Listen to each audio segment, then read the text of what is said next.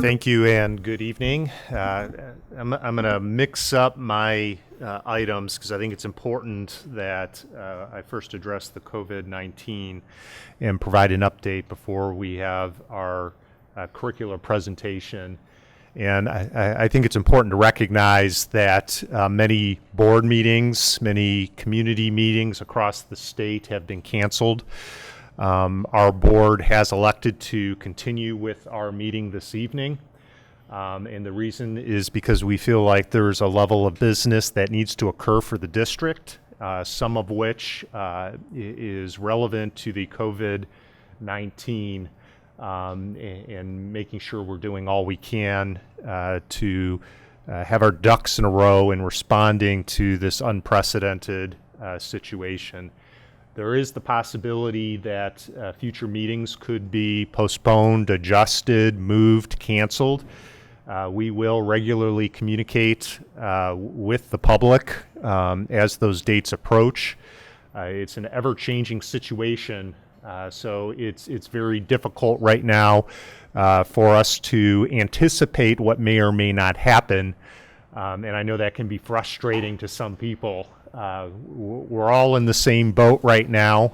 We will have regular communication coming out, whether it's in regards to board meetings or whether it's in regards to district activities in an effort to keep our community informed.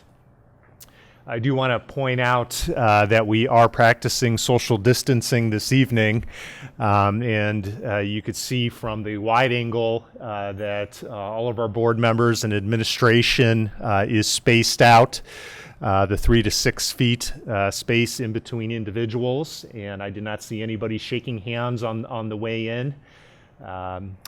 Maybe a few elbow punches or foot kicks to say hello, but that's it. In addition, we do have a small audience, which is what we anticipated today, and we did make an effort to set up chairs for our audience that was separated and distanced out. Want to share a little bit information in terms of our district, and I've sent out 2 communications thus far to our community. One went out on mid last week, and the other one went out the end of last week. And again, I can't emphasize enough how this really is an evolving situation that we're in. And one thing that our parents and community are going to see in our communications is that the information that we are providing is going to change. And you may see information that contradicts previously explained or provided directions or information to the community. So I'd encourage you to really pay attention to the most recent communications.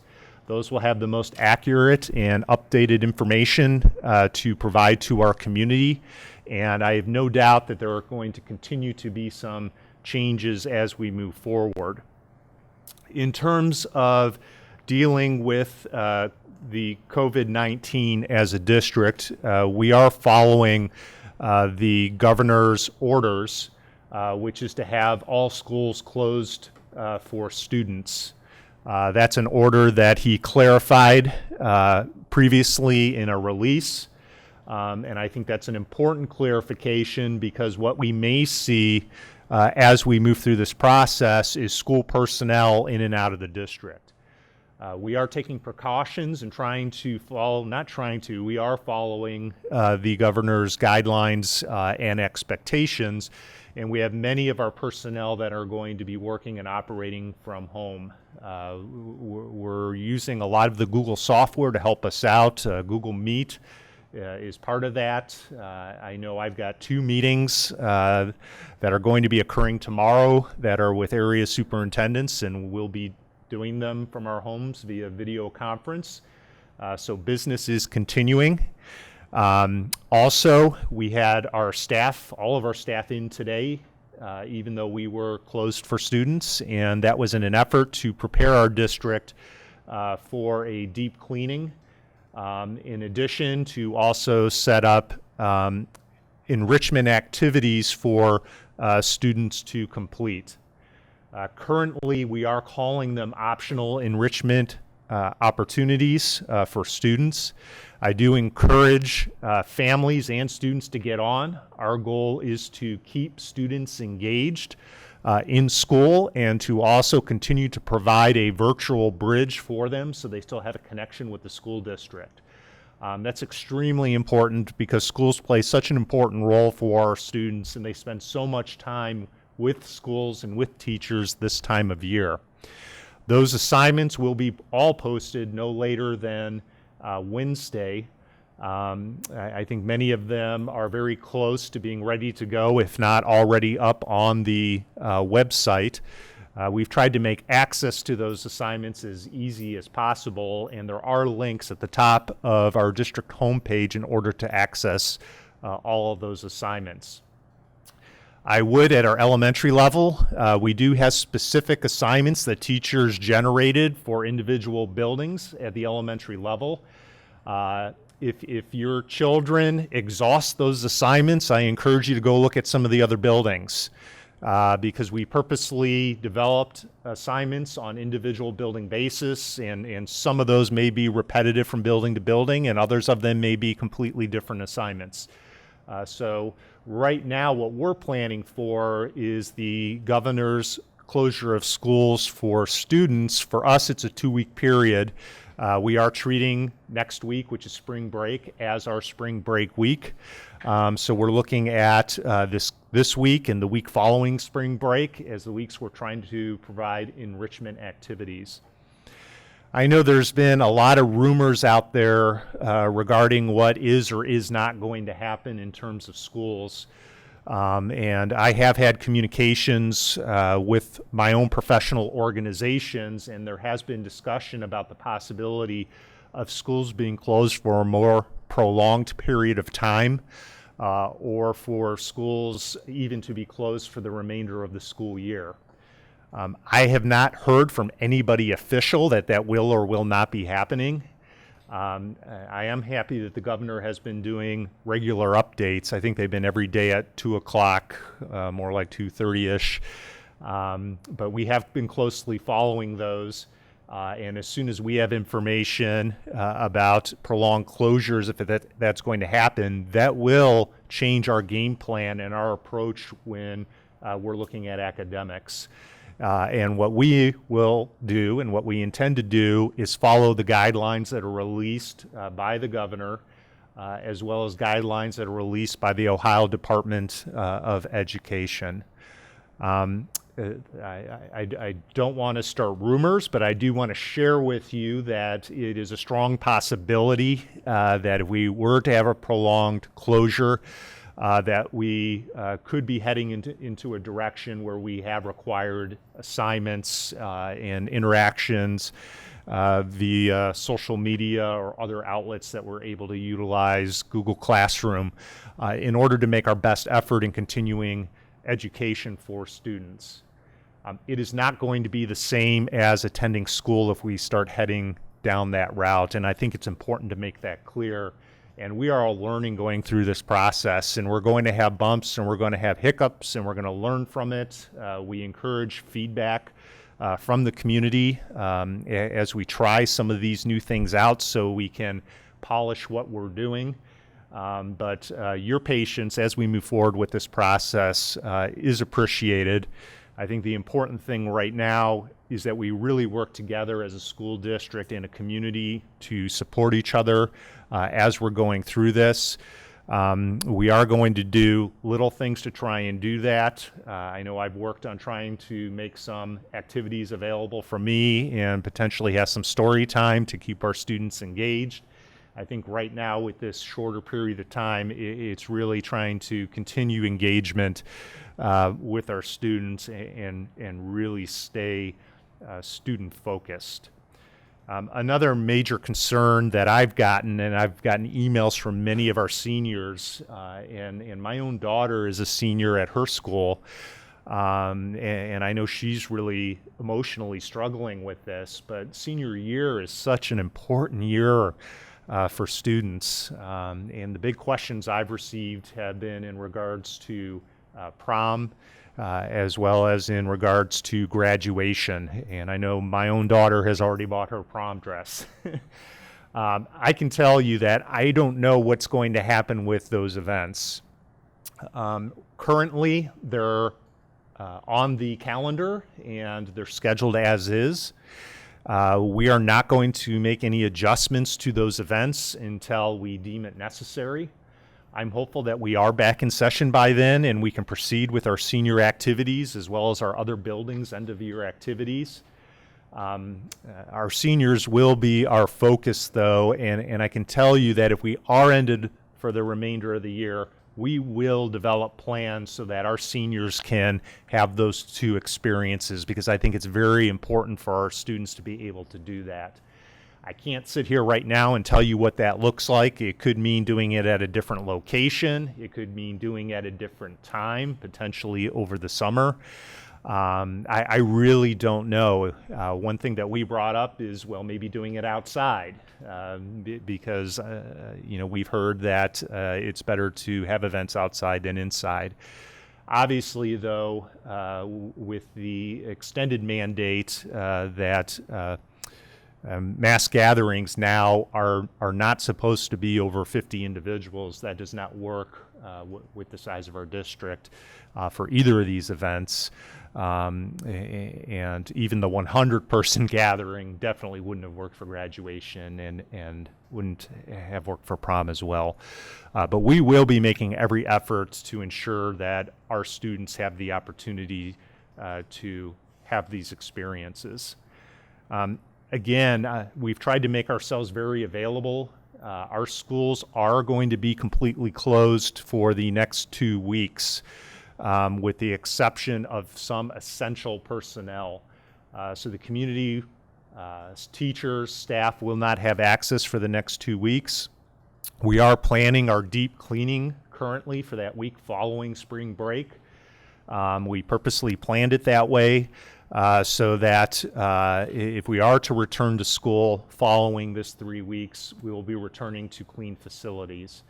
And I would really like to recognize our staff for coming in today. And I know I noticed just walking through the building over to this meeting, they've really done a nice job trying to clean off countertops and desktops. And that's a huge help and assistance to our custodial maintenance staff when they do come in to complete the deep cleanings.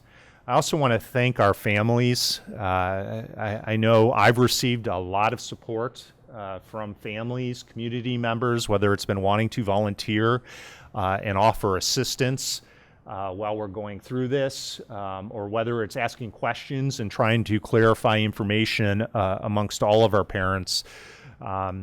We did have some parents and students trickling in, I saw today, to pick up essential items that they may have needed when they're out. We will reconsider this if school is closed for an extended period of time as well, because we recognize we'll be in a situation where eventually students and families will need to get in to get non-essential items that may have been left in lockers, cubbies, and classrooms. And again, we will provide more information as all of this proceeds.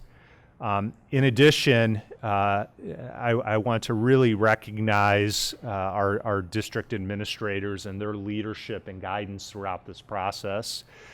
We pulled all of our district administration together in a meeting and did our best with social distancing the end of last week to start prepping for this transition. And that doesn't mean that we haven't done any prepping prior to. We've been working on things ever since the notion of the potential of closing schools was out there. But we really became kind of a war room atmosphere when we saw what was actually ahead of us.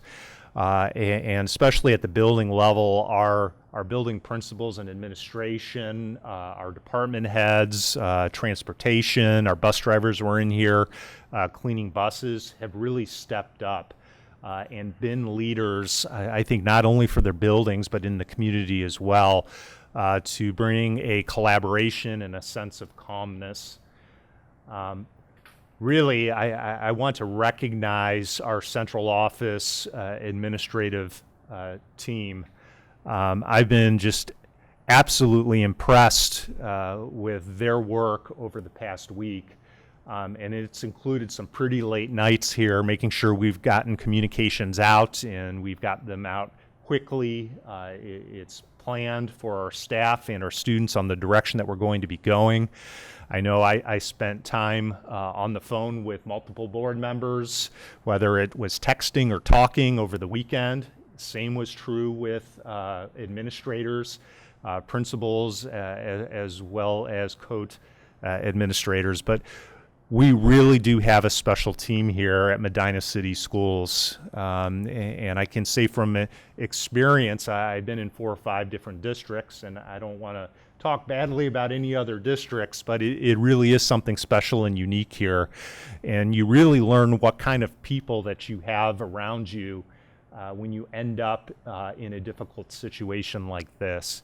And I can tell you from the board on down to coach, to principals, to teachers, I haven't worked with anybody over the past 2 weeks since we've been dealing with this that didn't have our students' best interests at mind as we've moved through this process. So we really have a dedicated group of people. We are working on some additional communications that are in draft form. So more communication will be coming out. I'm anticipating probably tomorrow. Our original goal was to get some new communications out today, but the days have not had enough minutes in them for us. So we want to make sure those are in somewhat of a polished form with accurate information before we get them out. So I anticipate that those are going to be going out tomorrow. The last thing that I wanted to mention was providing school breakfast and lunch for students in need, as well as providing Chromebooks for students in need. And I'm going to thank our technology department as well as our food services for stepping up and getting programs in place for our students and our families. And this is some of the information that's going to be coming out tomorrow. First is our technology programming. In our original communications, we were only going to provide Chromebooks to middle school through high school students. Our high school students, it actually shouldn't be a need because we are one-to-one. We're not yet one-to-one at our middle schools. We have since, actually, I think we made the decision this past weekend to expand that program to include all grade levels.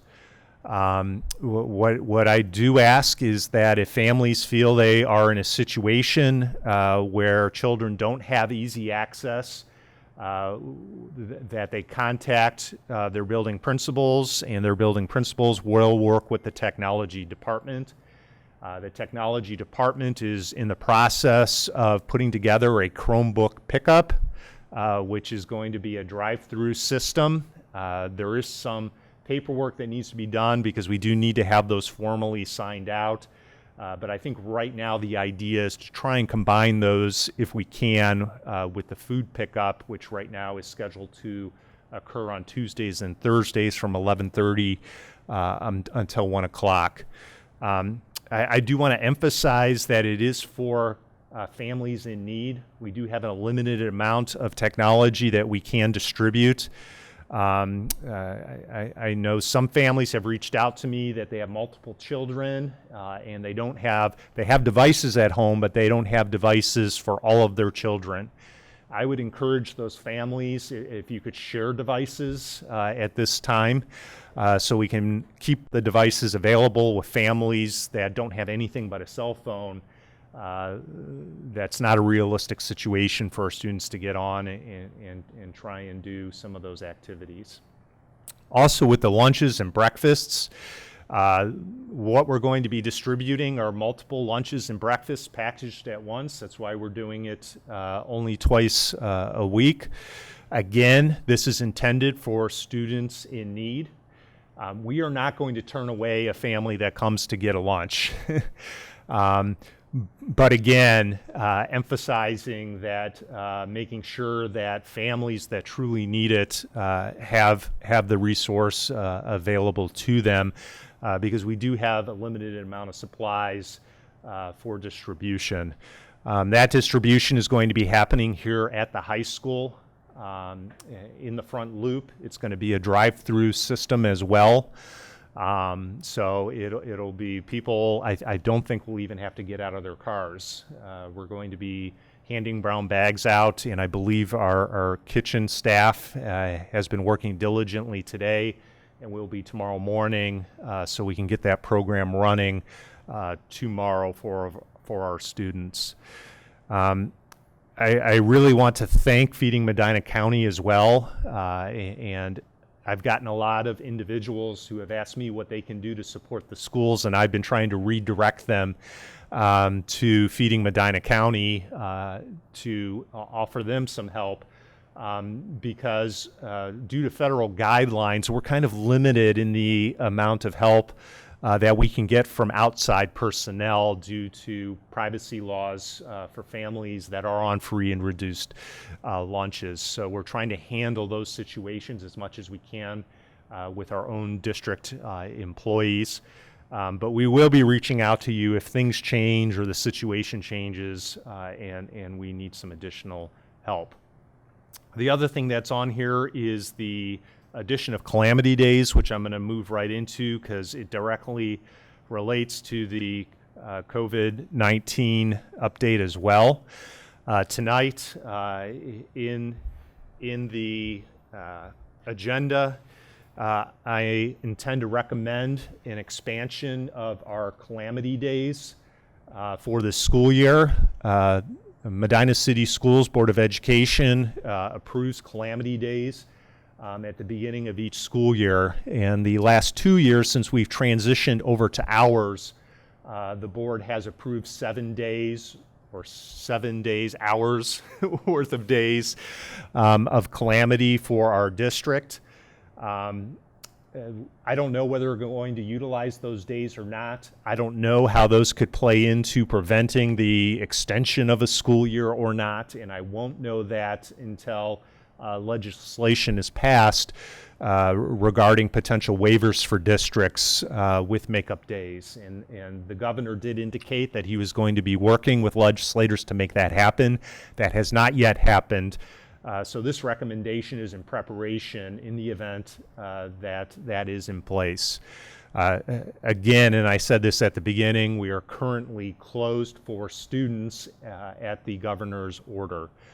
So how those calamity days may or may not play into the picture remains to be seen, but not knowing what's going to be happening with board meetings as well moving forward, we wanted to make sure that we are prepared and we do have options moving forward. The other piece, and I'm going to talk about this now a little bit ahead of time, the board is going to be going into an executive session to discuss personnel. And obviously executive session discussion is confidential, and I'm not going to get into the meat of things, but I think the community does need to know that we are having conversations about the payment of our employees. This is not a concern for employees that are contracted directly with the district, and I'm referring to our classified and our certified employees. Our teachers, our custodians, those aren't the individuals we're talking about. The individuals that we're talking about are employees that are subcontracted, whether that's through the Educational Service Center or whether that is a long-term sub that has a separate contract with the district that's filling in for a teacher on a long-term leave. So they're kind of specialized positions. So we're not talking about a lot of positions, but we do need to have conversations about how we're going to handle payment of those individuals. And the board may be taking action, and I know Mrs. Pavlik will share this when we get down to the executive item. We normally don't take executive action following we normally don't take any action following executive sessions, but tonight that is a possibility because the board hasn't had an opportunity to have those discussions yet. I wanted to entertain if there's any questions from our board members. I also know that we're live streaming, and I'm just pulling that up right now. I'm not sure that we have really any questions coming through on the live stream at this time. But if there's any board questions that I can answer regarding the direction we're heading, I think I shared quite a bit of information already, but I think one of your emails to us described this, but for students that, for grade purposes, how will those be handled where they're at, if the semester stops and so forth? Will they have an opportunity to still work on their grades and so forth? that's actually a really good question, and I just pulled up our live stream, and I have to bounce back and forth. I don't have it up on dual windows, but I do want to announce that we are broadcasting on Medina TV on their Facebook page. So if you need the live broadcast, and I'll make sure that Mrs. Busby, if it's not already, gets out there on our district social media. But in terms of work, we were actually fortunate with how things aligned with our school calendar and the school cancellation. The end of our third quarter was this past Friday. Now, we didn't have school Friday, so the situation that some of our students could be in is that they had an end of quarter test or end of unit test that was supposed to be on Friday that could impact their grades. What we've done is we froze third quarter grades, and how we are going to handle things is assuming that we're returning after the 3-week period, we will give students the option to take quarter tests or end of lesson tests if they choose to. Some students may find that they don't want to because their grade is in a position where it's not needed. So what we're trying to do is set up a situation where not taking those tests won't hurt anybody, but if a child feels like taking that test could have helped them grade-wise, we want to make sure that they still have that opportunity. In terms of what we're doing for fourth quarter grades, I don't know yet. I imagine we will know in the next 2 or 3 weeks, and we will get that information out there once it is available to us.